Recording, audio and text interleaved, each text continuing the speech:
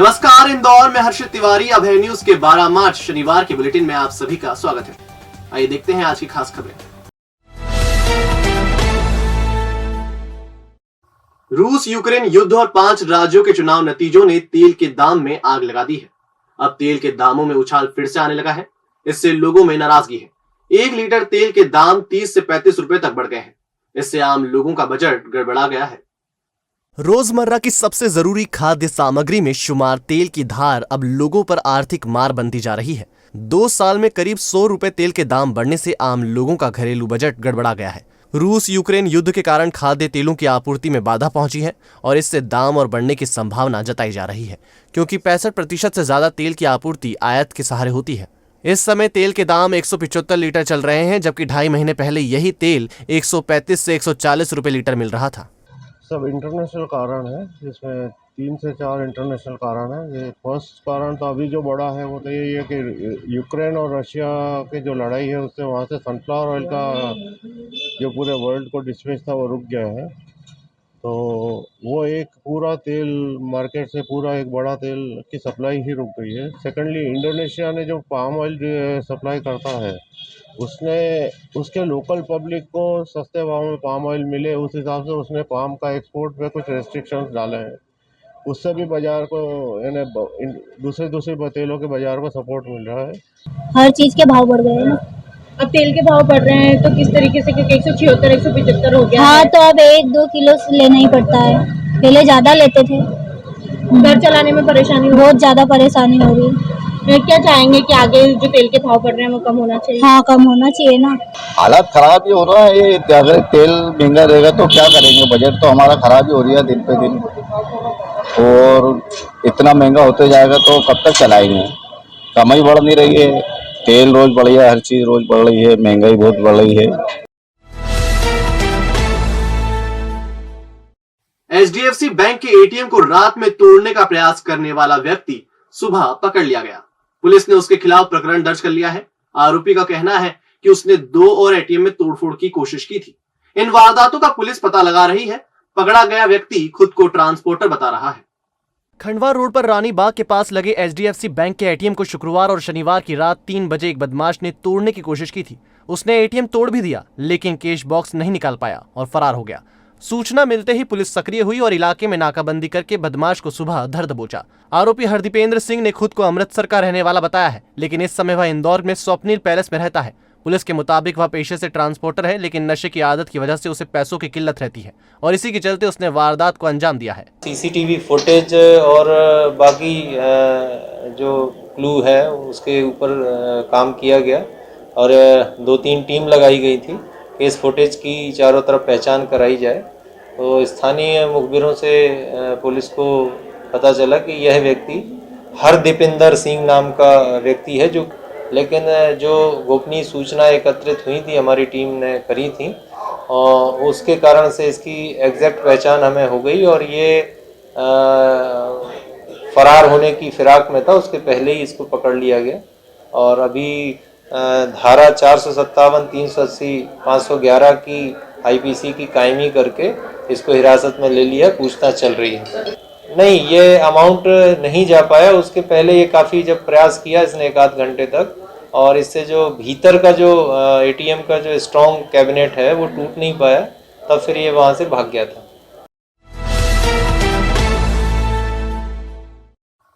Budget भाषण का बहिष्कार करके कांग्रेस में अकेले पड़े जीतू पटवारी ने शनिवार को नया राग आलापा। उन्होंने सांसद और विधायकों को गौ सेवा करने की नसीहत दी। हालांकि उन्होंने सज्जन वर्मा की शिवराज सिंह चौहान पर गौ हत्या का प्रकरण दर्ज करने की मांग का समर्थन किया। बजट भाषण का बहिष्कार करके कांग्रेस में अकेले पड़े जीतू पटवारी ने शनिवार को इंदौर में कांग्रेस के प्रदर्शन के दौरान फिर से अपना अलग राग आलापा। वे इंदौर कांग्रेस कमेटी द्वारा गौ माता के सम्मान में कांग्रेस की प्रदर्शन रैली में बोल रहे थे। उन्होंने कहा कि प्रदेश के सभी सांसदों और विधायकों को गौ सेवा के लिए समय निकालना चाहिए। हालांकि उन्होंने कहा कि पूर्व मंत्री सज्जन वर्मा की उस मांग का समर्थन करते हैं जिसमें उन्होंने गौ हत्या का मामला दर्ज करने की बात कही। वहीं सज्जन वर्मा ने कहा कि टीकमगढ़, छतरपुर और इंदौर के पड़मी में गाय मर रही है। 75 गाय खुले में बुरी तरह से बुरी हालत में थी। 5 गाय गौशाला में तड़प रही थी। शिवराज सिंह चौहान पर गौ हत्या का मामला दर्ज किया जाना चाहिए। प्रदेश की सभी गौशालाओं में अव्यवस्था है। प्रदर्शन रैली मधु मिलन टॉकीज से रीगल चौराहे तक निकाली गई। बछड़े को बैलगाड़ी पर रखकर कांग्रेस ने प्रदर्शन किया।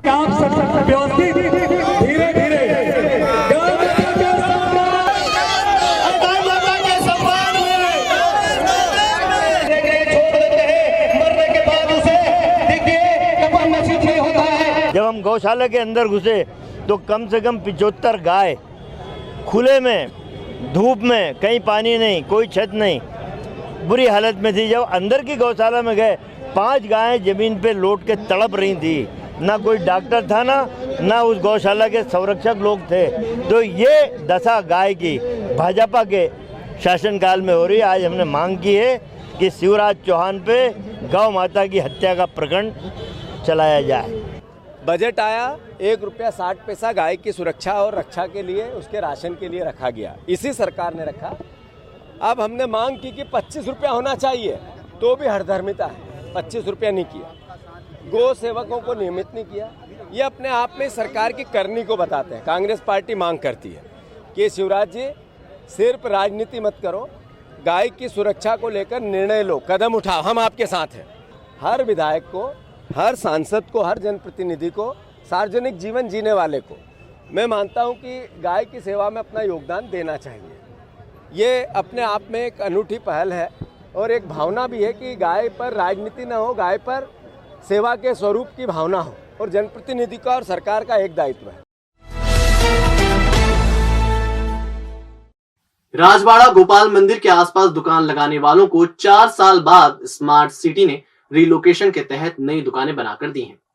इस शॉपिंग कॉम्प्लेक्स में वह 45 दुकानदार भी शामिल हैं जो पहले अतिक्रमण करके दुकानें लगाते थे अथवा उनकी दुकानें पहले से यहां लगती थी। राजवाड़ा और गोपाल मंदिर के आसपास दुकानदारों का अतिक्रमण और फेरी लगाने वालों का जमघट लगा रहता है। इन्हें रिलोकेशन के तहत वहां से हटाकर शॉपिंग कॉम्प्लेक्स में शिफ्ट करने की योजना स्मार्ट सिटी ने बनाई थी। 45 पुराने दुकानदारों सहित 212 दुकानदारों को शनिवार को दुकानें और उनके दस्तावेज सौंपे गए। इस इलाके में अपनी दुकानें सभी ने स्वेच्छा से हटाई थी। वहीं नए दुकानदारों ने टेंडर के माध्यम से दुकानें ली हैं। तो आज इस कड़ी में 212 दुकानें सौंपी गई है गोपाल मंदिर में जो लोग दुकानदार थे उनको, और उसके आसपास के भी कुछ ऐसे जहां से नगर निगम ने लोगों को हटाया था तो उन लोगों को। तो ये बड़ी एक खुशी की बात है कि वापस से 212 परिवारों को सीधा रोजगार और इनके माध्यम से हजारों लोगों को इनडायरेक्ट रोजगार यहाँ पर मिलेगा। पुनर्व्यवस्थापित करने की दिशा में ये दुकानें आवंटित की गई हैं। इसमें तकरीबन 40 से 45 दुकानदार हैं और इसके अतिरिक्त फिर जो बची हुई दुकानें थी वो हम लोगों ने टेंडर से आवंटित की हैं। उन लोगों को भी हम लोग पोजीशन सौंप रहे हैं। जो गोपाल मंदिर के और राजवाड़ा के सामने जो लोग लगाते थे अपने इस तरीके के इंक्रोचमेंट स्वरूप में थे, अब वो प्रॉपर दुकानें ये आ गई हैं तो सभी लोग अपना व्यापार भली प्रकार से कर पाएंगे। तो इस तरीके से स्मार्ट सिटी ने रिलोकेशन का काम करते हुए ये दुकानें बनाई हैं। होली का त्योहार नजदीक आने के साथ ही मौसम में भी बदलाव साफ नजर आने लगा है। अब दिन का तापमान 2 से 3 डिग्री तक बढ़ने लगा है। इस वजह से दिन में अब गर्मी का एहसास होने लगा है। इंदौर में अब गर्मी बढ़ने लगी है। रात का पारा 2 से 3 डिग्री तक चढ़ने लगा है। इसके साथ ही दिन का तापमान भी बढ़ने से गर्मी के मौसम ने दस्तक दे दी है।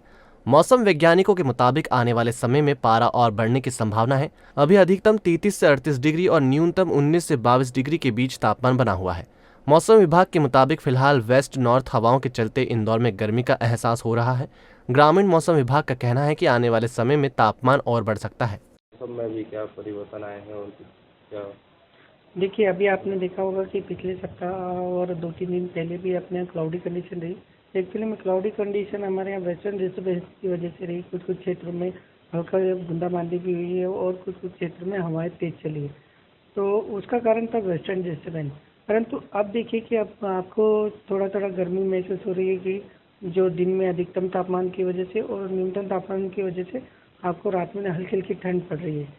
तो आप अभी देखिए मौसम में थोड़ा बहुत परिवर्तन होते जा रहा है।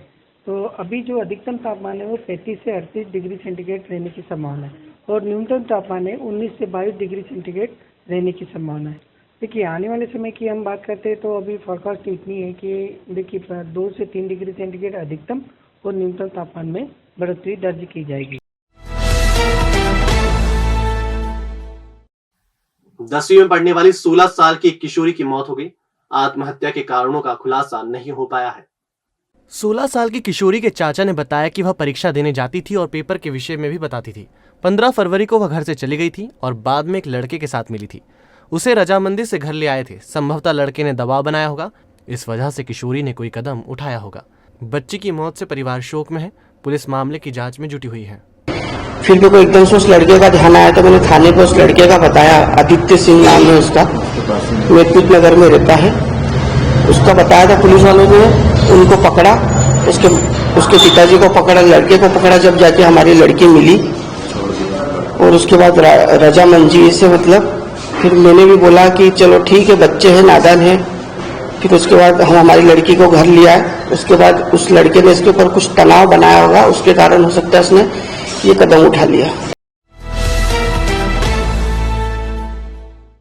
होली और शब बारात के त्योहार के दौरान बदमाश किसी तरह की वारदात या हंगामा नहीं कर सके, इसके लिए पुलिस ने बदमाशों की धरपकड़ शुरू कर दी है।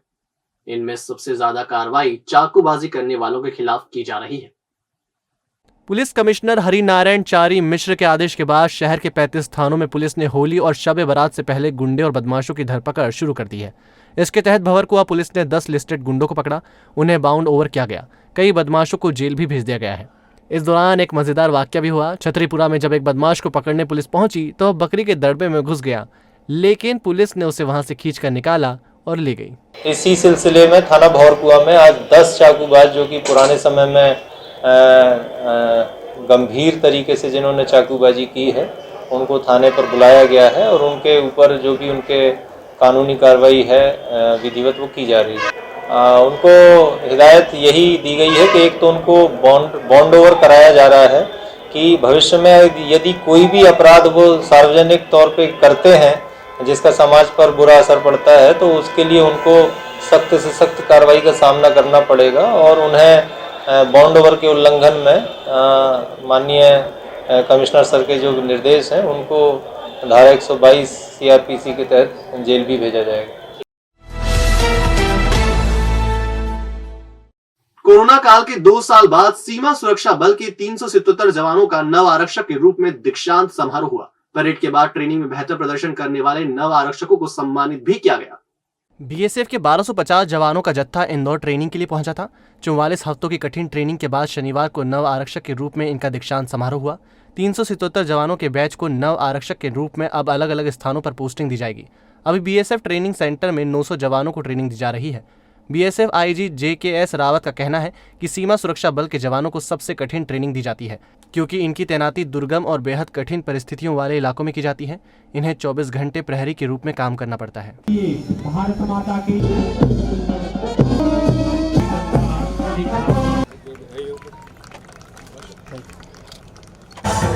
हमारे पास जो कोरोना काल के बाद जो फर्स्ट बैच आया था, ये 1200 तकरीबन 1250 रिक्रूट्स का आया था और ये हमारे पास जो पहला बैच अभी 44 हफ्ते की अपनी प्रशिक्षण को समाप्ति के बाद जो पास आउट हुआ है, इसमें 377 नव आरक्षक है जिनको कि दीक्षांत समारोह आज हुआ है।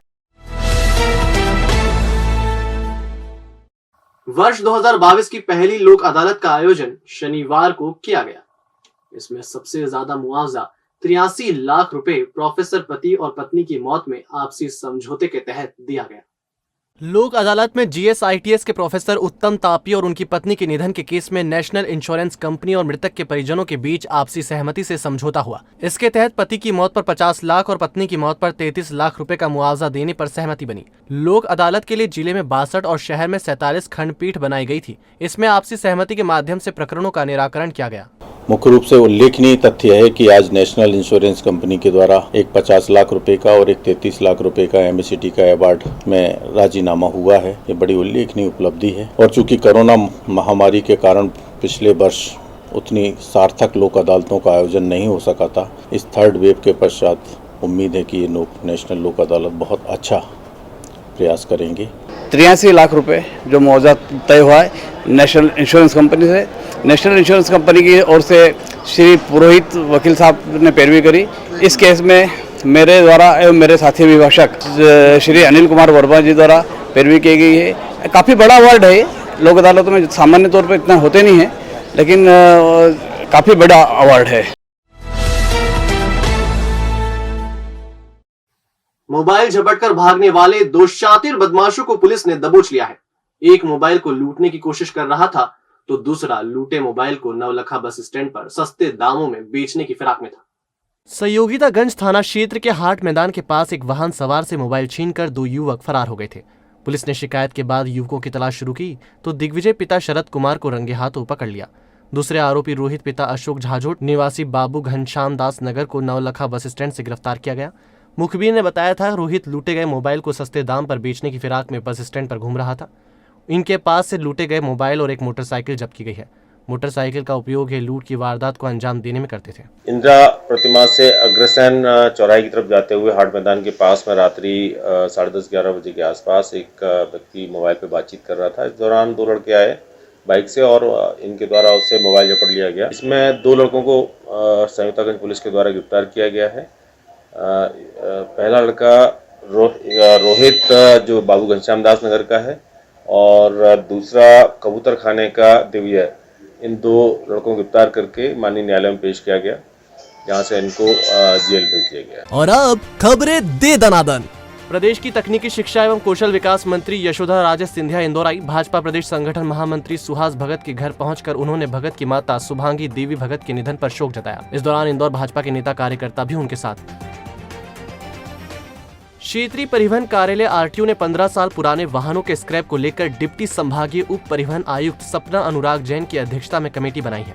इस कमेटी में देवास, धार, आगर, मालवा, इंदौर के आरटीओ और एआरटीओ को शामिल किया गया है। ये जानकारी देते हुए एआरटीओ हृदय यादव ने बताया कि कमेटी 15 साल से पुराने वाहनों का परीक्षण कर तय करेगी कि वाहन सड़क पर चलने लायक हैं या नहीं। अभी उसमें जो भारत सरकार द्वारा नई स्क्रैप पॉलिसी के लिए संबंध में जो है अभी नियम बनाए गए हैं, तो उसमें अभी माननीय परिवहन आयुक्त महोदय द्वारा एक कमेटी गठित की गई है और उसमें किस तरह से क्रियान्वयन किया जाना है और क्या उसमें निर्देश होंगे, किस तरह से उस पॉलिसी को इम्प्लीमेंट करेंगे हम लोग, उस पर कमेटी काम करेगी। कमेटी जो है अपनी पूरी एक रिपोर्ट सबमिट करेगी, उसके आधार पे होगा।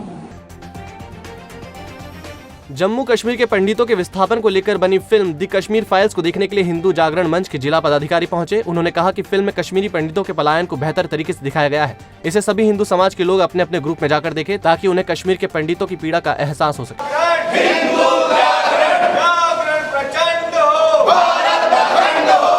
आज हिंदू जागरण मंच द्वारका जिला ये द कश्मीर फाइल पिक्चर देखने आया है। फर्स्ट शो, पहला शो देखने आया है। उसका मेन कारण है एक तो प्रत्येक हिंदू को इसके लिए प्रेरित करना पिक्चर देखने के लिए, ताकि उसको ये मालूम सके कि 1990 में कश्मीर में हिंदुओं के साथ क्या कत्लेआम हुआ था और क्या क्या हरकतें हुई थी, किस प्रकार से हिंदुओं को वहाँ से भगाया गया था। केंद्र सरकार द्वारा आलू, प्याज और लहसुन का एक्सपोर्ट खोले जाने से खुश किसानों ने सांसद शंकर लालवानी का सम्मान किया। लालवानी ने कहा, मालवा के किसानों ने बताया था कि इस बार बम्पर उत्पादन हुआ है, परंतु केंद्र सरकार ने एक्सपोर्ट पर रोक लगा रखी है। लोकसभा सत्र के दौरान कृषि मंत्री तोमर और कॉमर्स मंत्री पीयूष गोयल से एक्सपोर्ट खोलने का आग्रह किया था। सरकार ने इसे खोल दिया है। माननीय कृषि मंत्री तोमर जी से और हमारे कॉमर्स मिनिस्टर पीयूष गोयल जी से मिला था, उनको मैंने किसानों की बात रखी थी। गत सप्ताह इसका एक्सपोर्ट खोला गया है। अब किसानों को कोल्ड स्टोर में रखने की जरूरत नहीं पड़ेगी, वो अपना एक्सपोर्ट कर सकते हैं और उनको उचित दाम भी मिलेगा।